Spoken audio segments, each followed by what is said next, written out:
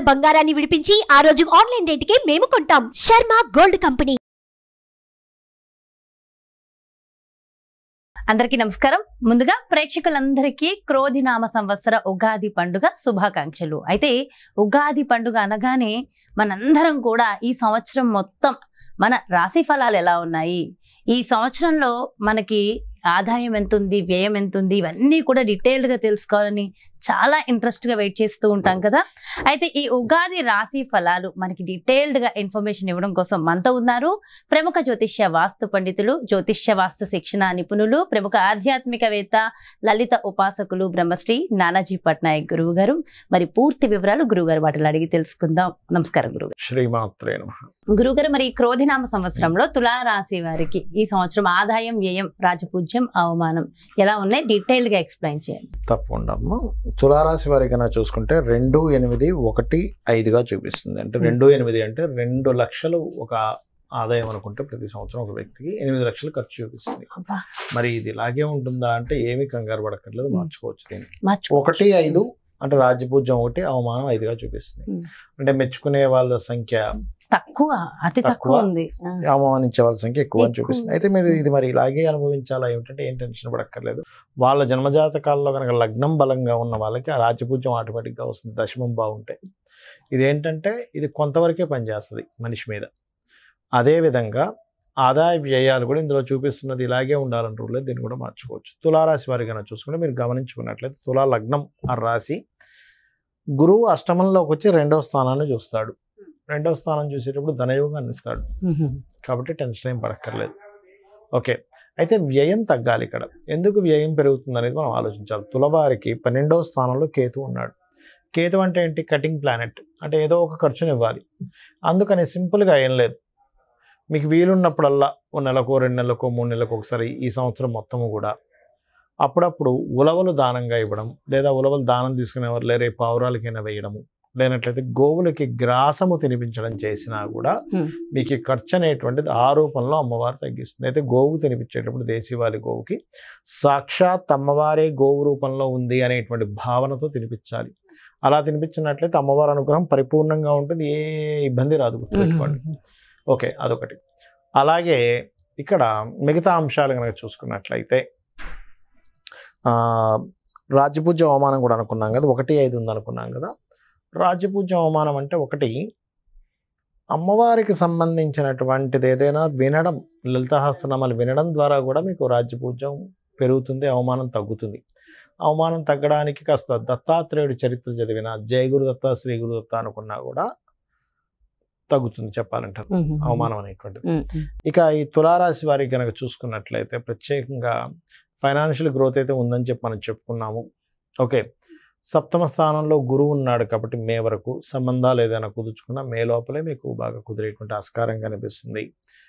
కాకపోతే 5వ స్థానంలో శని ఉన్నందుకు కాస్త తీసుకునే నిర్ణయాలు ఆలస్యం అవుతూ ఉంటాయి. అంటే ఇప్పుడు ఎవరైనా మీ డెసిషన్ చెప్పండి అంటే రోజుల తరబడి చేసేస్తుంటాం. అదొక్కటి మనం చూసుకోవాలి. అదే కాకుండా మనకి ఈ ఇంకా ఉగాది రాకముందే మార్చి, ఏప్రిల్ మాసాల్లో కుజుడు సంచారం ఉంది అక్కడ. అందుకని ఏంటి, కొంత స్నేహితులతో గొడవలు ఉండడం మార్చి, ఏప్రిల్ మాసంలో, లేకపోతే ప్రేమ వ్యవహారాల మూలంగా కొంతవరకు ఘర్షణలు పడ్డము, క్రియేటివ్ ఫీల్డ్లో ఉండేటువంటి కొంత స్ట్రెస్ అనేది ఇస్తుంది మార్చి, ఏప్రిల్ వరకు. మళ్ళీ ఏప్రిల్ దాటి మేము వస్తే అంతా బాగానే ఉంటుంది చెప్పాలంటే. అయితే మరి ఈ ఘర్షణ వాతావరణం జరగకుండా ఉండాలంటే ఇది 5వ స్థానంలో జరుగుతుంది, శని కుజుల యొక్క కలయిక అనేటువంటిది. కాబట్టి మీరు చేయవలసింది ఏమిటంటే సింపుల్గా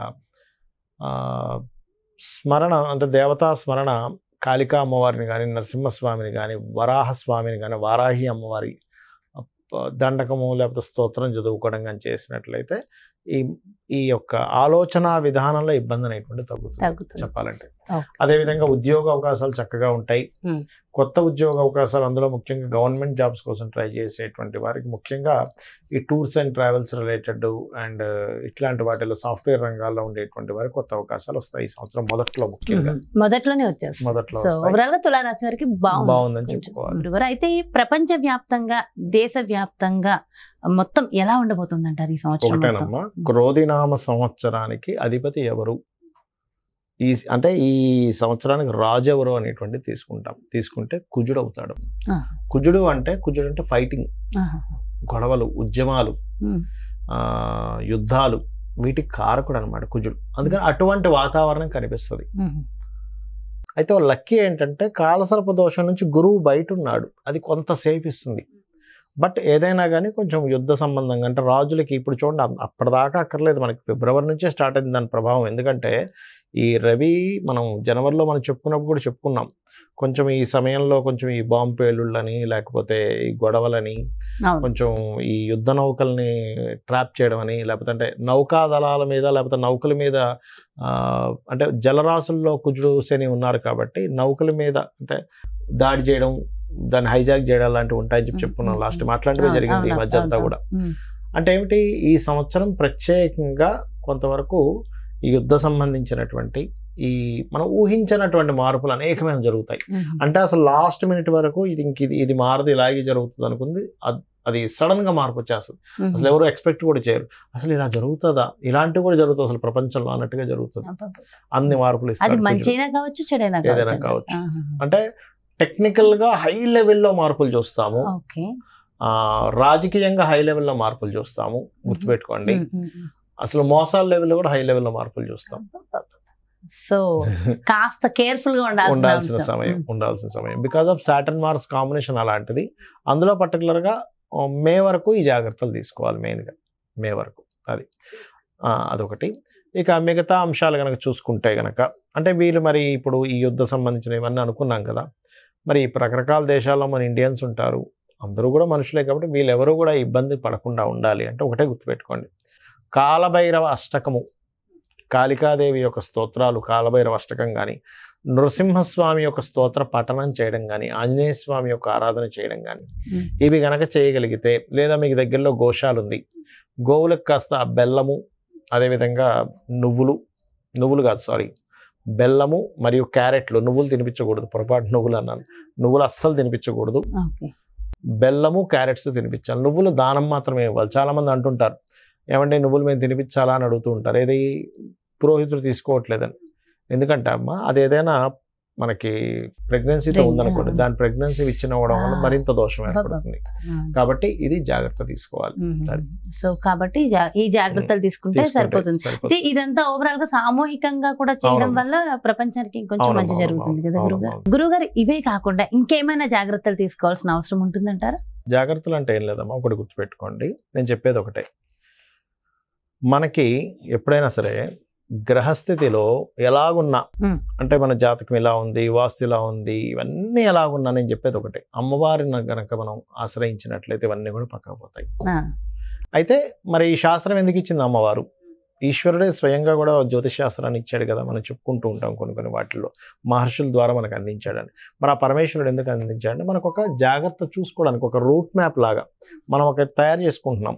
ఏది ఏ రూట్లో ఎక్కడ ట్రాఫిక్ ఉంది, ఎక్కడ ఏది ఉంది అన్ని తెలుసుకుని దాన్ని బట్టి వెళ్తున్నాం కదా. అలాగే మనకు భగవంతుడే ఈ యొక్క జ్యోతిష్ శాస్త్రాన్ని అందించాడు. దీనివల్ల ఏమిటి, మనం మన జన్మజాతకం కూడా చూసుకోవాలి. అంటే మన జన్మజాతకంలో లగ్నబలం ఎలా ఉంది, ధనం ఏ మార్గంలో వెళ్తే మనకు ధనం సంపాదిస్తాము, ఏ రకంగా ప్రయత్నిస్తే మన ప్రయత్నాలు సఫలీకృతం అవుతాయి, ఏ దిశలో ఉంటే మనకి బాగుంటుంది, సంతాన అభివృద్ధి ఎందుకు అవ్వట్లేదు, వివాహం ఎందుకు అవ్వట్లేదు, మన జన్మజాతకంలో ఉంటుంది. అంటే ఏ సమయంలో వివాహం చేసుకుంటే బాగుంటుంది, అదేవిధంగా మనకి ఏ వృత్తుల్లో బాగుంటుంది, ఏ వ్యాపారాల్లో బాగుంటుంది, ఎందులో ఎప్పుడు ఇన్వెస్ట్మెంట్ చేస్తే మంచిది, ఎప్పుడు ఇన్వెస్ట్మెంట్ చేయకూడదు అనేటువంటి అన్ని విషయాలు ఉంటాయి.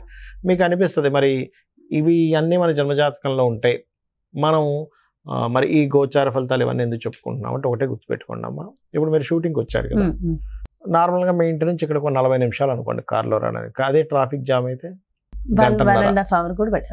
కదా. అంటే ఏమిటి, గంటలోనో 40 నిమిషాల్లోనో వస్తాననేది మీరు ఏం చెప్తారు, గంటన్నర పడుతుందండి అంటారు.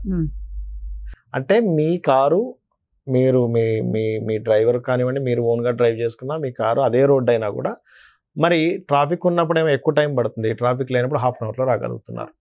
అంటే దాని అర్థం ఏమిటి, సమయం బయట ఉండే వాతావరణం కూడా మనకు సహకరిస్తేనే మనం సమయానికి వెళ్ళగలం. అలాగే గోచారం అనేటువంటిది ఏంటంటే ఇప్పుడున్న గ్రహస్థితి, ఇప్పుడుండే గ్రహస్థితి ఏ విధంగా ఉంది, పరిస్థితులు ఎలా ఉన్నాయి అనేది చెప్పేదే గోచారం. సో ఈ సంవత్సరం ఈ విషయాలు ఇలా ఉంది కాబట్టి నువ్వు ఈ రెమెడీ చేసుకో, నీ జన్మజాతకం కూడా చూసుకో, ఈ రెండు కలుపుకో. అందుకు ఇంకోటి ఏంటి, నేను ఒకటే చెప్తా, నా జాతకం ఎలా ఉంది, నా దశ ఎలా ఉంది, పాడైపోయింది ఏం పెట్టుకోకండి. అమ్మవారిని నమ్ముకోండి, అమ్మవారు అంతా దారి చూపిస్తుంది మనకి. ఎలా ఉన్నా జాతకం ఎలా ఎలా ఉన్నా కూడా, ఉన్నప్పటికీ ఎలా ఉన్నా అమ్మవారు చూపిస్తుంది. కానీ అమ్మవారి పనే నమ్మకం అది. ప్రధానం అంటారు. అమ్మని చేయి పట్టుకుంటే తిండి కొదవ ఎలా ఉండదో, అమ్మవారిని పట్టుకుంటే వాడికి దేనికి కొదవ ఉండదు. అంతే. ఎంతో చక్కగా చెప్పారు గురువుగారు. అంటే ఎంతో ఒక ధైర్యం, ఒక మోటివేషన్ అంతే కదా, మా అమ్మని పట్టుకున్న వాడికి తిండి కొదవ ఉంటుందా? ఏమి ఉండదు, అమ్మాయి చూసుకుంటదండి. మరి అలాంటిది జగన్మాత అమ్మవారిని జగజ్జనని. పట్టుకుంటే అమ్మవారిని పట్టుకుంటే దేనికి కొదవ ఉంటుంది అంతే. చెప్పండి. ఎంతో ఎంతో చక్కగా ఎంతో చక్కటి ధైర్యాన్ని స్థైర్యాన్ని అందించారు. థ్యాంక్ యూ సో మచ్ గురువు గారు. నమస్కారం. శ్రీమాత్రే నమః. సో చూసారు కదండి, మరి ఇది క్రోధినామ సంవత్సరంలో మీ యొక్క రాశి యొక్క ఫలితాలు పూర్తిగా ఎంతో చక్కగా వివరించారు కదా గురువు గారు. మరో చక్కటి ప్రత్యేకమైన కార్యక్రమంతో మళ్ళీ మీ ముందుకు వచ్చేస్తాను. మరి అదే విధంగా మీ యొక్క జాతకానికి సంబంధించి కానీ, లేదంటే మీ ఇంటి వ్యాపార వాస్తుకు సంబంధించి కానీ గురువు గారిని సంప్రదించాలి, అపాయింట్మెంట్ కావాలి అనుకుంటే క్రింద డిస్ప్లే అవుతున్నటువంటి నెంబర్స్ కి కాల్ చేయండి. నమస్కారం.